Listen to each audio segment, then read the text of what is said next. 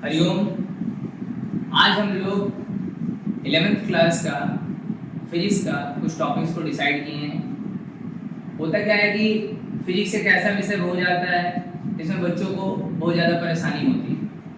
बच्चे परेशान रहते हैं कि पूरा टॉपिक्स पढ़ें कि कुछ सेलेक्टेड पढ़ें, कैसे पढ़ाई करें। तो आज मैं आपको इस वीडियो में सेलेक्टेड टॉपिक्स बताऊंगा जो 11th क्लास का है कि यदि आप इन सारे टॉपिक्स की जानकारी रखते हैं तो आपको 12th क्लास में चाहे 11th क्लास में आपको किसी तरह का कोई दिक्कत फिजिक्स को समझने में नहीं होगा। आज हम लोग का इंट्रो वीडियो है फिजिक्स का।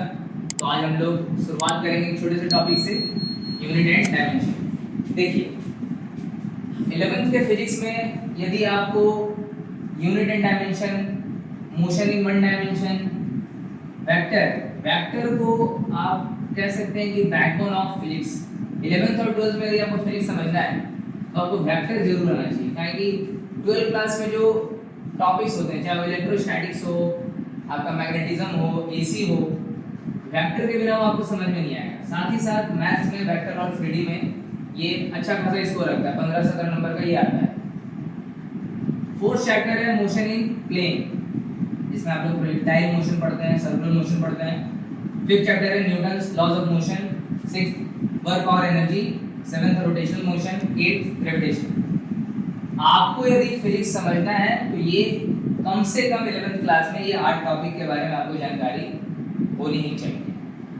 आज हम लोग यूनिट एंड डायमेंशन के बारे में पढ़ेंगे।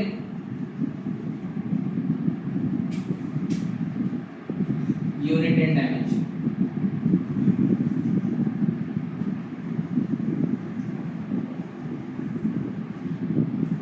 देखिए, आप सामान खरीदने जाते हैं, जैसे मान लीजिए आप खरीदने गए आलू और कह रहे हैं कि 5 मीटर आलू दे दो, तो ये तो भाई अजीब सा हो जाएगा ना। 5 मीटर आलू क्या होता है?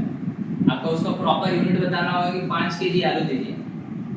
तो हर एक चीज़ का यूनिट हम लोग डिसाइड किए, चाहे वो मास हो, चाहे लेंथ हो, चाहे टाइम हो, हर एक क्वांटिटी का अपना यूनिट है और उसका अपना इंपॉर्टेंस है। इसीलिए हम लोग यूनिट एंड डायमेंशन पढ़ते हैं। देखिए एक टर्म है फिजिकल क्वांटिटी, इसको हम लोग लिखेंगे नहीं बस समझेंगे कि फिजिकल क्वांटिटी होता क्या है। कोई भी क्वांटिटी जिसको आप मेजर कर सकते हैं उसको बोलते हैं हम लोग फिजिकल क्वांटिटी। ठीक है, अब आप देखिए कि हमारे पास 7 फंडामेंटल क्वांटिटीज हैं। There are 7 fundamental units of quantity, fundamental units और क्वांटिटी।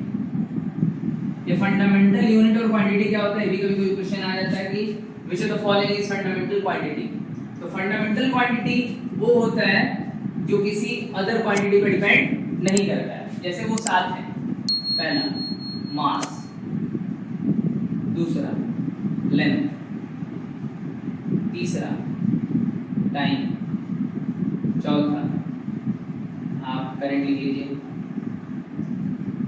पांचवा आपका अमाउंट ऑफ टेम्परेचर लिख लेते हैं, छठा अमाउंट ऑफ सब्सटेंस,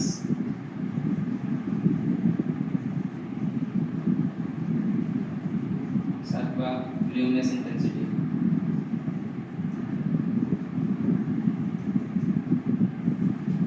ये 7 फंडामेंटल क्वांटिटीज हैं, इनका यूनिट आप लोगों को, मास का यूनिट होता है केजी, मास का यूनिट होता है केजी, लेंथ का होता है मीटर, टाइम का होता है सेकंड, इसको आप लोग ऐसे लिखते हैं।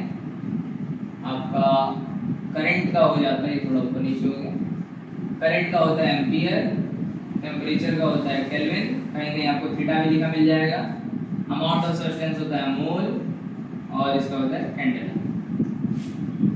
यूनिट हम लोग लिखिए, हम डायमेंशन भी लिख लेते हैं। इसका क्या होता है डायमेंशन? देखिए मास का होता है डायमेंशन एम कैपिटल मास, लेंथ का होता है एल, टाइम का होता है टी, करंट का बाकी सबका हुआ वो होता है जो यूनिट था वही डायमेंशन में लिख लेते हैं। एम्पियर, इसका के या थीटा कहीं लिखे मिलेगा आपको, मोल और कैंडेला। ये आपका 7 फंडामेंटल यूनिट्स हो। इसके अलावा आपका 2 सप्लीमेंट्री यूनिट होता है, 2 सप्लीमेंट्री यूनिट्स।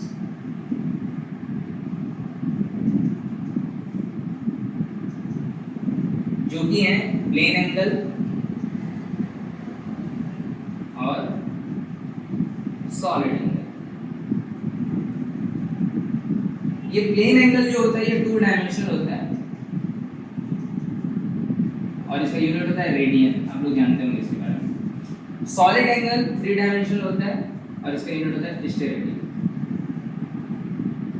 इसका हम यदि हल्का सा फार्मूला बता दें, इसमें न्यूमेरिकल्स हम कराएंगे आपको। इसका हल्का सा फार्मूला यदि आप देखें तो थीटा इक्वल टू L/R होता है और यहाँ पर जो होता है इसका सिंबल कुछ ऐसा रहता है, dA/R² होता है। इसके बारे में और अच्छे से पढ़ेंगे, अभी बेसिक्स पे देखना है। अब एक टर्म आता है डिराइव्ड यूनिट। डिराइव्ड यूनिट क्या होता है?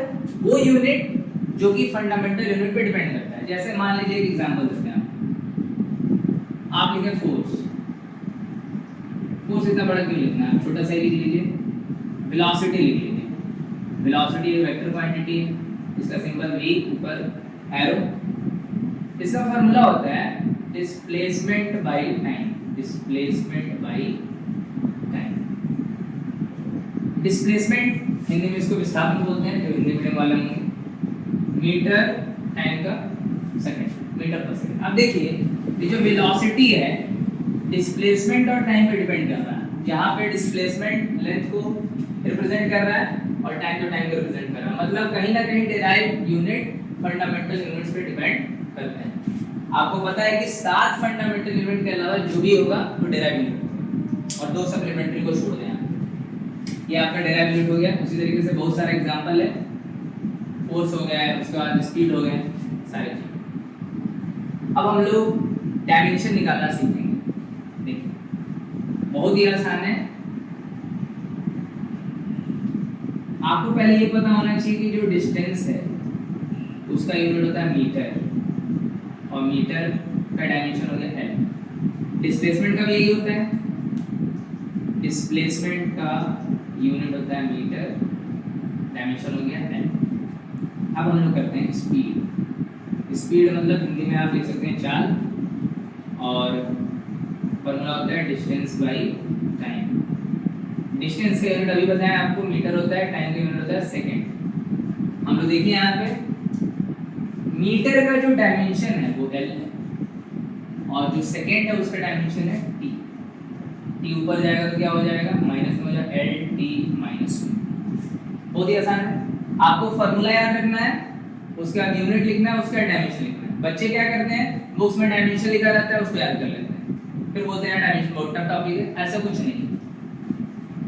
स्पीड का जो डायमेंशन होता है वही वेलोसिटी का होता है, लेकिन दोनों अलग अलग चीजें। स्पीड स्केलर है और वेलोसिटी वेक्टर है। तो हम लोग वेलोसिटी का भी लिख ही लेते हैं। इसका स्पीड का सिंबल हम लोग v लिख सकते हैं। एक्सीलरेशन, एक्सेलरेशन होता है rate of change of velocity, वेग में परिवर्तन की दर को त्वरण करते हैं। हिंदी इंग्लिश दोनों बोल रहे बाइलिंगुअल, क्योंकि जैक बोर्ड वाले बच्चे हमेशा कंप्लेन करते हैं कि जैक बोर्ड से मतलब जैक बोर्ड को स्पेशल फोकस करा के कोई वीडियो नहीं आता है। आपको हिंदी इंग्लिश दोनों बोलेंगे, सबको समझ में आएगा। Rate of change of velocity is called acceleration, या वेग में परिवर्तन की दर को त्वरण करते हैं। तो v यहाँ पर मेरा वेलोसिटी है।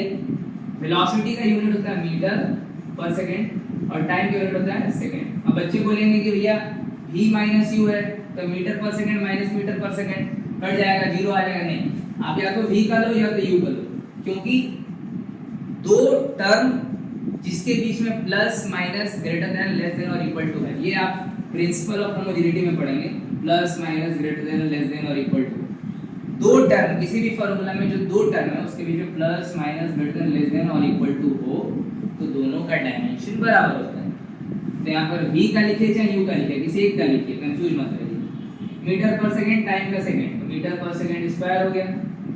मीटर का हम लोग अभी पढ़े हैं, इसका डायमेंशन होता है l बाई सेकंड का t का स्क्वायर हो गया, तो ऊपर जाएगा तो t -2 हो जाएगा। अब आपको बताते हैं मोमेंटम, हिंदी में इसको संवेग बोलते हैं। यदि आप लोग कमेंट में करेंगे केवल पूरा हिंदी में, तो ऐसा भी हम लोग कोशिश करेंगे कि झारखंड, बिहार और यूपी के वो बच्चे जो भी स्पेशल हिंदी में पढ़ना चाहते हैं उनके लिए ज़्यादा हिंदी शब्दों का इस्तेमाल किया जाएगा। इतना हिंदी इंग्लिश आप लोग समझते होंगे, फिर भी दिक्कत होगा तो कमेंट में लिख के बताइएगा। मोमेंटम संवेग, इसका फॉर्मूला होता है सिंपल, पहले आप देख लीजिए, P होता है, फॉर्मूला होता है मास इनटू वेलोसिटी, द्रव्यमान इनटू वेग। तो मास का यूनिट होता है केजी, वेलोसिटी का होता है मीटर पर सेकंड। आप केजी का डायमेंशन लिखेंगे m, मीटर का लिखेंगे l, सेकंड का लिखेंगे t, तो ये हो जाएगा ml t माइनस 1। इसी तरीके से हम फोर्स का बता दें आपको, फोर्स का होता है सिंबल F। देखिए जो भी क्वांटिटी जिसके ऊपर एरो है वो एक वेक्टर क्वांटिटी है, फोर्स एक वेक्टर क्वांटिटी है, मोमेंटम एक वेक्टर क्वांटिटी है, एक्सेलरेशन भी आपका वेक्टर क्वांटिटी है, स्पीड स्केलर क्वांटिटी है और ये वेलोसिटी वेक्टर क्वांटिटी है। फोर्स का फॉर्मूला होता है mass into acceleration, F equal to mass into acceleration, बल गुणे त्वरण। तो मास का जो यूनिट होता है वो केजी होता है और एक्सेलरेशन का होता है मीटर पर सेकंड स्क्वायर। तो आप केजी का डायमेंशन लिखते हैं m, मीटर का लिखते हैं l, second square t square, ये हो गया ml t माइनस 2। ये आपको समझ में आ रहा होगा। यदि कोई भी दिक्कत होगा तो वीडियो को दोबारा देख सकते हैं पॉज करके। हम लोग फोर्स का डायमेंशन निकाल लिए हैं, अब हम निकालेंगे इम्पल्स। इम्पल्स का हिंदी होता है आवेग, इसको आप जी से लिख लो, ये भी एक वेक्टर क्वांटिटी है। इसका फॉर्मूला होता है फोर्स इनटू टाइम। फोर्स का अभी आप लोग पढ़े मास इनटू एक्सेलरेशन और डेल्टा टी का और टी लिख लो, कोई दिक्कत नहीं। मास का डायमेंशन हो गया केजी, सॉरी मास का यूनिट हो गया केजी, एक्सेलरेशन का हो गया मीटर पर सेकंड स्क्वायर और टाइम का हो गया सेकंड। तो आप देखिए ये सेकंड से ये कट जाएगा, एक बचेगा क्या, केजी मीटर पर सेकंड। तो केजी का डायमेंशन हो गया m, मीटर का हो गया l, सेकंड हो गया t, ये हो गया ml t माइनस 1। अब अगला देखते हैं हम लोग स्टेप बाय स्टेप किए हैं। आपका डिस्टेंस का किए हैं, डिस्प्लेसमेंट का किए हैं, स्पीड का किए हैं, वेलोसिटी का किए हैं, एक्सेलरेशन का किए हैं, मोमेंटम का किए हैं, फोर्स का किए हैं, इंपल्स का किए हैं। अब हम लोग करेंगे वर्क का। इसका फॉर्मूला होता है F डॉट S। और देखिए वर्क स्केलर क्वांटिटी है, ध्यान रखिएगा। बच्चा कंफ्यूज रहता है कि भैया F डॉट S लिखा हुआ है तो वेक्टर है कि स्केलर है। तो आपको बता दें कि दो वेक्टर का डॉट प्रोडक्ट हमेशा स्केलर होता है। तो वर्क ये स्केलर क्वांटिटी, ठीक है। फोर्स का फॉर्मूला देखते हैं मास इनटू एक्सेलरेशन। फिर से हम आराम से बता रहे हैं, आपको समझ में आएगा। डिस्प्लेसमेंट हो गया S, मास का यूनिट हो गया केजी, एक्सेलरेशन का मीटर पर सेकंड स्क्वायर और ये s डिस्प्लेसमेंट है, डिस्प्लेसमेंट का यूनिट था मीटर। कंफ्यूज मत होइएगा कि डिस्प्लेसमेंट को आप ऐसे लिख दें तो कैंसिल हो जाएगा, गलत आएगा आंसर। तो डिस्प्लेसमेंट का हो गया मीटर। अब देख पा रहे हैं कि KG metre square second square, तो केजी का हो गया m, मीटर का हो गया l और सेकंड हो गया t, ml स्क्वायर t ऊपर आएगा तो t माइनस 2। आपको एक बात और बता दें कि कोई भी एनर्जी हो, वर्क एक ऊर्जा का रूप है, work is form of energy, तो कोई भी एनर्जी हो उसका dimension ml square t minus 2 आप सीधे लिख सकते हैं। जैसे आप एक एग्जांपल देख लीजिए, काइनेटिक एनर्जी हो गया half m v square, half m v square. आपको बता दें ये हाफ कांस्टेंट है, कांस्टेंट का कोई डायमेंशन नहीं होता है। तो मास का यूनिट होता है केजी, वेलोसिटी का हो गया, यहाँ पे स्पीड इसको कह सकते हैं आप mass by velocity, mass by second का स्क्वायर, ये हो गया KG metre square second square. KG का आप डायमेंशन लिखेंगे m, मीटर का लिखेंगे l, l square second square t square, ये हो गया ml स्क्वायर t माइनस 2। इसी तरीके से आप लोग घर में पोटेंशियल एनर्जी का निकालिए, mgh, हीट एनर्जी का निकालिए। कोई भी एनर्जी हो सबका डायमेंशन आपको आएगा ml स्क्वायर t माइनस। अब आप देख सकते हैं कुछ कांस्टेंट जो होते हैं काफी फेमस होते हैं, जैसे कि gravitational constant, universal gravitational constant. इस पे सवाल हमेशा आपको लगातार पूछेगा, ग्रेविटेशनल कांस्टेंट। ये 9th क्लास में पढ़े होंगे आप लोग, भूल गए होंगे। आपको बता दें कि यहाँ पर मान लीजिए एक ऑब्जेक्ट है, m1, दूसरा ऑब्जेक्ट है m2 और दोनों के बीच का जो डिस्टेंस है मान लीजिए r। तो ये इसको अपनी ओर अट्रैक्ट करेगा f1 से, ये इसको अपनी ओर खींचेगा, ये इसको अपनी ओर खींचेगा। दोनों एक दूसरे को सेम फोर्स से खींचेंगे, दोनों का मैग्नीट्यूड सेम होगा, डायरेक्शन अपोजिट होगा। ये जो फोर्स होगा directly proportional to the product of their masses, दोनों का जो द्रव्यमान होगा उनका गुणनफल के समानुपाती, और inversely proportional to the distance square of the distance by which they are separated, दोनों के बीच का जो दूरी है उसका स्क्वायर का इनवर्सली प्रोपोर्शनल होता है। इसमें आप प्रोपोर्शनैलिटी जब हटाएंगे, आप एक साथ पहले लिख लो, फॉर्मूला डायरेक्ट इस तरह से समझ में नहीं आता। प्रोपोर्शनैलिटी हटाएंगे तो एक कांस्टेंट आएगा जिसको आप बोलते हैं universal gravitational constant, capital G इसको रिप्रेजेंट करते हैं एमिनेंट बाई r स्क्वायर। अब हमको देखिए g का यूनिट निकालना है, तो g को एक तरफ कर देते हैं, बाकी सब एक तरफ। यदि आप g को एक तरफ छोड़ देते हैं fr स्क्वायर हो जाएगा, r इधर आ जाएगा, m1 m2 by equal to g। आप लिख सकते हैं g equal to force radius का स्क्वायर डिस्टेंस का स्क्वायर m1 m2। अगर डायरेक्ट अब थोड़ा प्रैक्टिस हो गया तो आप फोर्स का डायरेक्ट लिख सकते हैं ml t-2 जो कि आप निकाले हैं, रेडियस का डिस्टेंस का स्क्वायर l स्क्वायर, मास kg का स्क्वायर m स्क्वायर, स्क्वायर से कट गया m ऊपर जाएगा, m-1 l square 1 l cube हो जाएगा और एक t-2 हो जाएगा। बड़ा शॉर्टकट हो गया। यदि आप और डिटेल्स में चाहे तो देखिए हम इसको और लिख सकते हैं अच्छे से। फोर्स का फिर लिखिए मास इनटू एक्सेलरेशन, फिर r स्क्वायर, फिर ये m1 m2 हो जाएगा। फिर आप इसको मास काट सकते हैं, एक्सेलरेशन का मीटर पर सेकंड स्क्वायर हो जाएगा, डिस्टेंस का आपका मीटर स्क्वायर हो जाएगा, फिर आपका m2 का हो जाएगा kg। आप इसको मीटर क्यूब हो गया तो l क्यूब हो गया, नीचे t स्क्वायर हो गया, kg का m आ गया, तो फिर वही आ जाएगा आपका m-1, नीचे से ऊपर जाएगा नेगेटिव हो जाएगा l क्यूब t-2।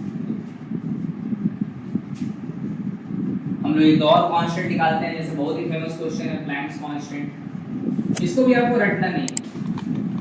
इसमें क्या होता है कि कोई भी जो फोटोन है, फोटोन का जो एनर्जी होता है directly proportional to its frequency होता है। जो फोटोन का फ्रीक्वेंसी होगा उसी पे फोटोन का एनर्जी डिपेंड करता है। तो ये directly proportional to frequency of photon, Planck's quantum theory है, इसके बारे में हम लोग एटॉमिक स्ट्रक्चर में पढ़ेंगे। प्रोपोर्शनैलिटी आप हटाएंगे तो एक कांस्टेंट आएगा, इसको बोलते हैं Planck's constant. Planck's constant E equals to h। आप h निकालना चाहते हैं E बाई म्यू, फ्रीक्वेंसी इसको बोलते हैं। आपको बताया गया है कि एनर्जी कुछ भी हो उसका डायमेंशन होगा ml स्क्वायर t-2। फ्रीक्वेंसी के बारे में कंफ्यूजन, तो फ्रीक्वेंसी होता है 1/t, टाइम पीरियड का रेसिप्रोकल होता है फ्रीक्वेंसी। तो क्या हो जाएगा इसका t-1। आप यहाँ पे लिख लीजिए t-1।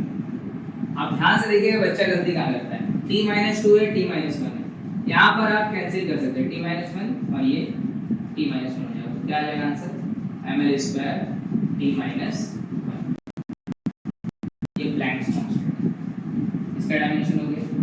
और एक हम लोग कॉम्प्लिकेटेड कर लेते हैं, 12th क्लास में बहुत इंपॉर्टेंट है, permittivity of free space. Permittivity of free space इस बार बोर्ड्स में आया था 12th क्लास। देखिए आपको 11th क्लास हम इस तरह से पढ़ाएंगे कि आप 12th क्लास में अच्छा कर सकें। ऐसा नहीं कि बस 11 में आप अच्छा करिए, मतलब 11th क्लास में जो आपको पढ़ाया जाएगा वो 12th से कनेक्ट करके पढ़ाया जाएगा, ताकि आप 11th का जो बेसिक्स है उसको 12th में कैसे यूज कर सकेंगे। जैसे हम आपको जो वेक्टर पढ़ाएंगे तो कहीं ना कहीं 12th क्लास का जो मैथ्स में वेक्टर है और 11th क्लास का जो वेक्टर है लगभग सेम है, थोड़ा बहुत अंतर है, तो हम दोनों का क्वेश्चंस करा देंगे आपको।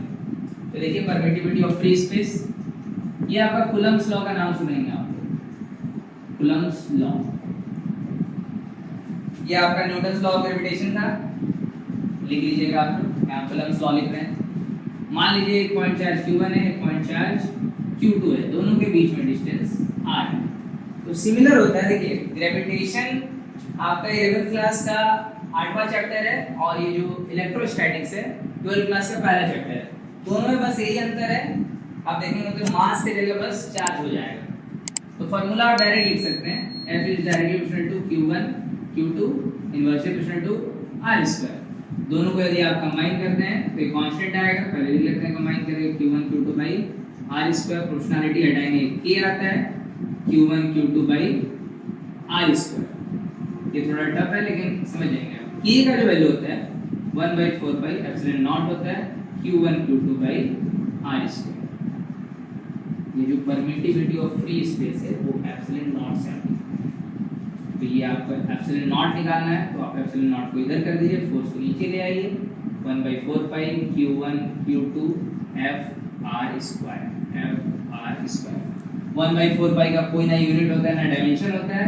कूलम का ये कूलम इनटू कूलम स्क्वायर हो जाएगा, फोर्स का न्यूटन होता है और डिस्टेंस का मीटर स्क्वायर। इसका यूनिट आप लिखेंगे कूलम स्क्वायर पर न्यूटन पर मीटर स्क्वायर। अब ये कर लिए तो डायमेंशन निकालना कोई बहुत बड़ी बात नहीं है। बच्चा कंफ्यूज कि कूलम का क्या डायमेंशन होता है, तो थोड़ा सा आप रफ में लिख लीजिए I = Q/T होता है, चार्ज बाई टाइम। तो आप Q का निकालेंगे तो IT आ जाएगा, इसका मतलब I करंट है, करंट का एम्पीयर होता है, टाइम बाई T होता है, तो इसका डायमेंशन AT होता है। हम लोग एप्सिलॉन नॉट का निकाल लेते हैं। देखिए कूलम स्क्वायर AT का होल स्क्वायर डिवाइडेड एक साथ में लिख दीजिए। न्यूटन नीचे में है mL/T-2, फोर्स का आपको पता होना चाहिए mL/T-2 और मीटर स्क्वायर का हो गया L स्क्वायर। इसको करेंगे तो ये स्क्वायर आ जाएगा, T स्क्वायर आ जाएगा, नीचे वाला हो जाएगा mL/T-2। अब ध्यान से देखिएगा, नीचे माइनस ऊपर प्लस, तो नीचे वाला ऊपर जाके ऐड हो जाएगा। दोनों का नेचर सेम रहेगा, ऊपर वाला प्लस नीचे वाला प्लस तो कैंसिल आउट होगा, और यदि अपोजिट नेचर का रहेगा तो ऐड हो जाता है। तो ऊपर जाएगा, क्या बचेगा आपका a² T⁴ हो जाएगा, m-1 हो जाएगा L-3। तो हम इसको अरेंज करके लिखेंगे m-1 L-3 T⁴ और a²। ये आपको आज का लास्ट टॉपिक है। थोड़ा सा हम आपको 12th का फर्स्ट चैप्टर का झलक दिए हैं। आज के लिए इतना ही रखते हैं, हम लोग फिर मिलेंगे अगले वीडियो में। इसके लिए लगातार वीडियोस पाने के लिए जुड़े रहिए हरिओम एकेडमी से। आप लोगों को फिर से हरिओम।